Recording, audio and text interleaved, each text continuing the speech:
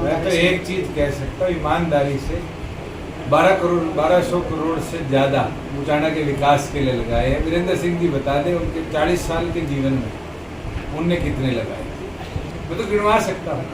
वीरेंद्र सिंह जी क्यों बौखला जाते हैं? ये चीज़ तो वीरेंद्र सिंह जी का रिकॉर्ड है। पिछली विधानसभा में भी यही कहते थे जब वो बीजेपी में थे और कांग्रेस से मुकाबला कहते थे। आज वो कांग्रेस में बीजेपी से मुकाबला करते। जनता ने ट्रेलर तो लोकसभा में दिखा दी और पूरी पिक्चर विधानसभा में दिखाने लगा।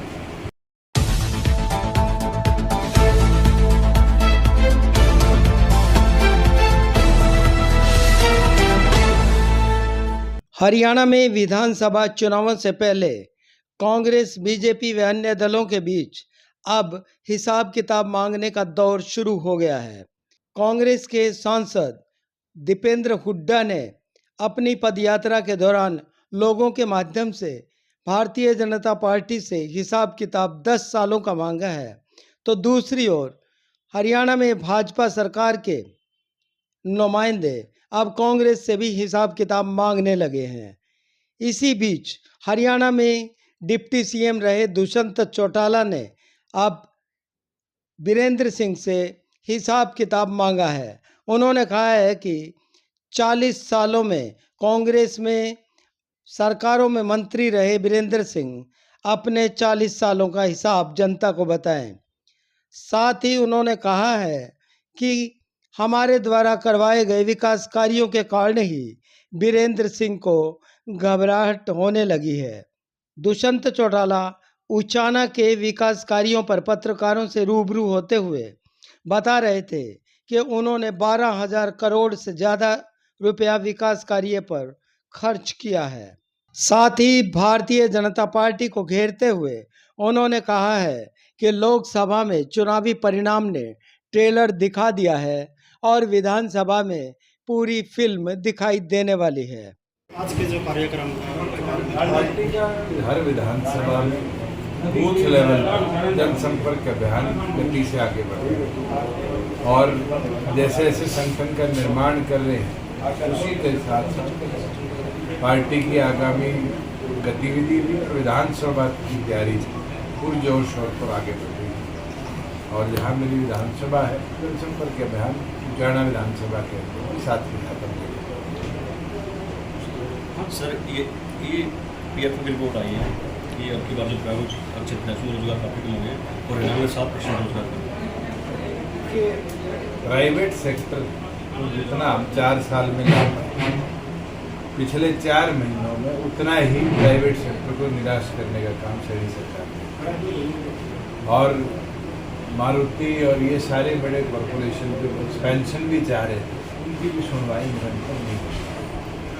मैं तो ये मांग ही कर सकता हूँ कि जो हमारे ई भूमि के ऊपर खटकड़ उचाना में 2 इंडस्ट्रियल जोन, सफीदो हल्के में केएमपी और मुंबई एक्सप्रेसवे के ऊपर 152 और मुंबई एक्सप्रेसवे के ऊपर इंडस्ट्रियल जोन, अम्बाला के अंदर इंडस्ट्रियल जोन, सरकार इन एक्विजिशंस को गति दे, ज़मीन लेकर इंडस्ट्रियल हब बढ़ाएगी और इंडस्ट्री भी आ सके और हमारे यहाँ रोजगार के अवसर भी। सर इंडिया गठबंधन एक साथ आके केजरीवाल का समर्थन कर रहा है और बोल रहा है कि भाजपा जो विपक्षी आवाज़ दबाने का काम करे, तो इसके बारे में क्या? देखो जहाँ एक कोर्ट से हाई कोर्ट लोअर कोर्ट से बेल मिलने के बाद और हाई कोर्ट ने उस पर प्रतिबंध लगाया, ये शायद संविधान कानून उसके ऊपर का निर्णय है और ये साफ दिखता है कि कहीं ना कहीं मशीनरी का मिसयूज किया है। सर वीरेंद्र सिंह ने आपके ऊपर एक बड़ा आरोप लगाया है। उन्होंने कहा है कि दुष्यंत चौटाला ने कितने हजार करोड़ 4.5 साल में कमाए। मैं तो एक चीज कह सकता हूँ ईमानदारी से 1200 करोड़ से ज़्यादा उचाना के विकास के लिए लगाए हैं। वीरेंद्र सिंह जी बता दें उनके 40 साल के जीवन में उनने कितने लगाए। सर आज प्रगति उन्नति की बात करें, गोगड़िया में बैठे 30 करोड़ से ज़्यादा के विकास कार्य यहाँ कंप्लीट, 10 करोड़ का पेयजल की योजना का प्रोजेक्ट यहाँ मंजूर है, 4.5 करोड़ का स्कूल का नवीकरण यहाँ मंजूर है। मैं तो गिनवा सकता हूँ। वीरेंद्र सिंह जी क्यों बौखला जाते हैं? वो तो ये नहीं गिनवा सकते कि उनकी वाइफ एमएलए रही, वो मंत्री रहे, केंद्र के मंत्री रहे, वो 10 चीज तो गिनवाए उठाने को जो दी।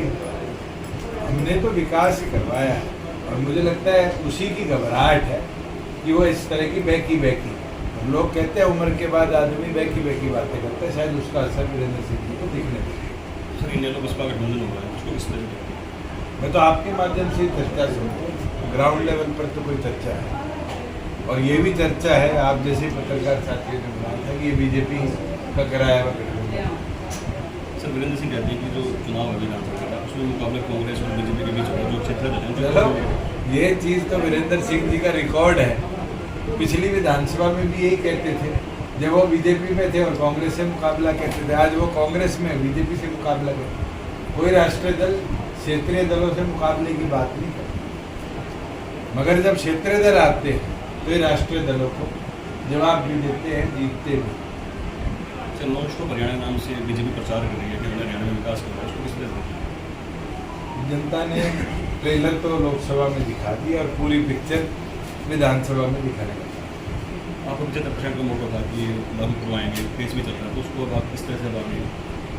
उसके अंदर कॉन्स्टिट्यूशनल बेंच ने सुनवाई करनी है और मुझे पूरे विश्वास है 75% युवाओं के लिए जो कानून हमने बनाया, सुप्रीम कोर्ट खड़ी होकर हमारे करे हुए फैसले का साथ। सर लगातार एक मुद्दा चला हुआ है, कानून इंडियन प्लेट पे काफ़ी चला भी था, उसके ऊपर सुप्रीम कोर्ट हमारे प्रदेश में ऐसी कोई चीज़ नहीं है और अगर होगी तो उसका विरोध। सर एक मनु भाकर को लेकर मैं बधाई देता हूँ कि अब तक 2 मेडल ओलंपिक्स में आए हैं। पहला सिंगल में मनु भाकर ने जीता है और दूसरा डबल के अंदर हमारे मिक्स डबल्स में हमने जीतने का काम किया और मुझे खुशी है कि मिक्स डबल में भी दोनों हरियाणा के खिलाड़ी हैं और मनु ने एक इतिहास रच दिया कि आज तक के ओलंपिक्स के अंदर पहली भारतीय खिलाड़ी वो बनी है जिसने 2 मेडल जीते। मैं बहुत शुभकामनाएं देता हूँ हमारी बहन को और मुझे पूरा विश्वास है अभी तो और इवेंट्स बाकी हैं, भारत का नाम और भी खिलाड़ी रोशन